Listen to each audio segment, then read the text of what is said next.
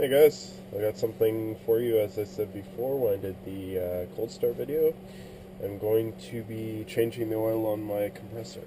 As you can see, I have modified it slightly. I put a filter over the vent for the oil, a filter over the decompression valve. Turns out there's another valve built in here, but I don't have to worry about that right now. This one's going to get a filter here, as you see, the filter up here, and it'll get a new air filter. That's going to be changing later. Got the other oil heating up. This oil in the engine's already been heated up, sorry, the motor. And let's crack her open. I'm going to be measuring the same amount of oil that comes out as I put back in, plus a little bit more because it's been leaking just a bit. So for you guys who need to know, on this compressor, which is a Michelin, I think it's a 24 liter, and it's 24 liter, it's an 8 mil plug, and I'm going to be measuring out the fluid that comes out. So I'll show you guys a little bit more. As you can see by the color, this is why I want to change it. It didn't look so bad at the dipstick, but it's pretty bad coming back out. So I'll bring you guys back in when it's done draining, and we're about to fill it up. Okay guys, so next step, you'll be removing the air filter just to make the filling easier. All you'll need for this one is a number 2 Phillips. It goes back down here. Sorry if the video is a little funky and where it's pointing. I can't see with my GoPro. I haven't got the chance to get the screen for it.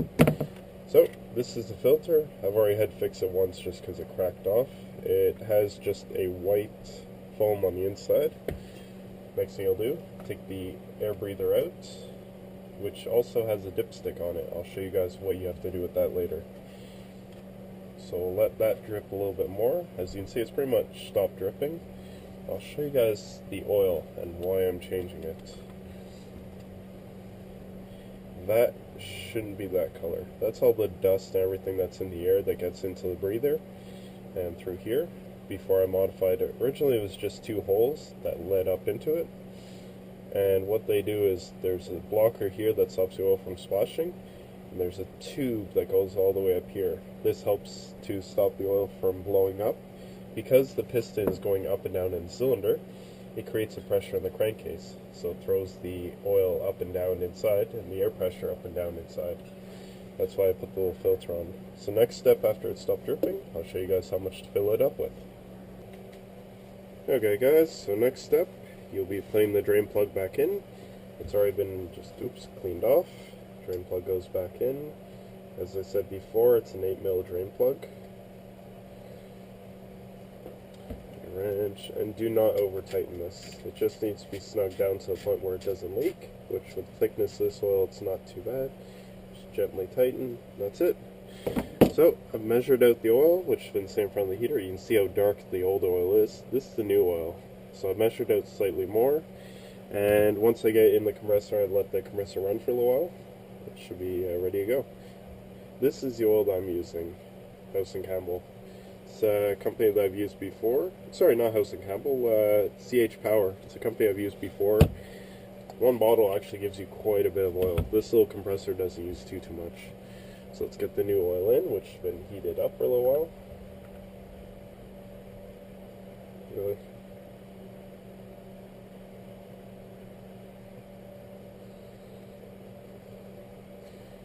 Let it drain in.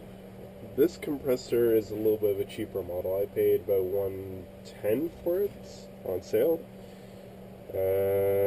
It's a good little machine. I've actually had Michelin tools before. I have a whole set of Michelin air tools, and you know what? Considering the price paid for it, they've been working pretty good. So guys, next step after it's been filled, you're going to check with the dipstick. First thing I'll do, take the dipstick back out, clean it off with a good clean rag.